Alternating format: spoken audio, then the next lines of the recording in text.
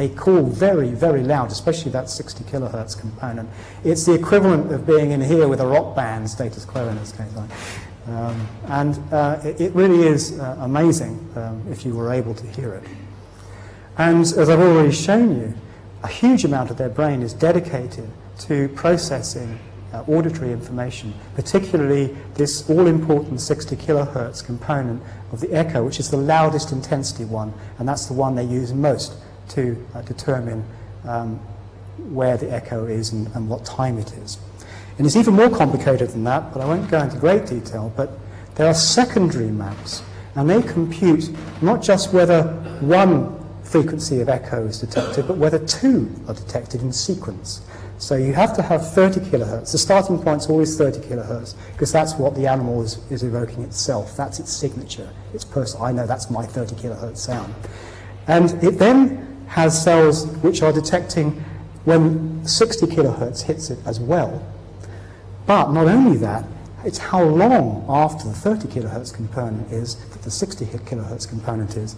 And this allows that when the bat is moving towards the fly, when it's about 6 meters away, the cells in this part of its map are activated. And as it gets progressively closer, it moves as a wave across the whole of the area, so that the animal has actually got a sort of spatial map of it approaching, like a flight path, if you like, down towards the fly.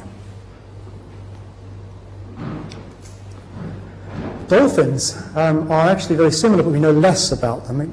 They have some differences, though. In the first place, rather than using those fixed frequencies, they actually use broadband ultrasonics, which must be an awful lot more difficult for them to interpret. It simply means there's a huge range of different frequencies that they emit.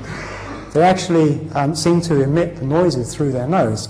And the other thing that they do, which is different, is although they have vestigial ears, they don't use them. In fact, it would be extremely difficult to do so in water. In fact, what they do is they hear things through their lower jaw. The lower jaw is actually connected through fat, a sort of impedance matching fat, to the last of those three ear bones, the stirrup. And that's how they hear. They don't need their other two ear bones at all.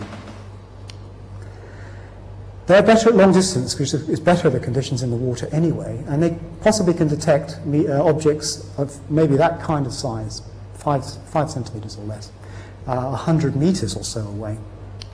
And it's also been claimed that because of the nature of sound traveling in water, that at close range, they can maybe even do what an ultrasound would do if you go to a maternity hospital. They can actually detect the outline of your internal organs. So, for example,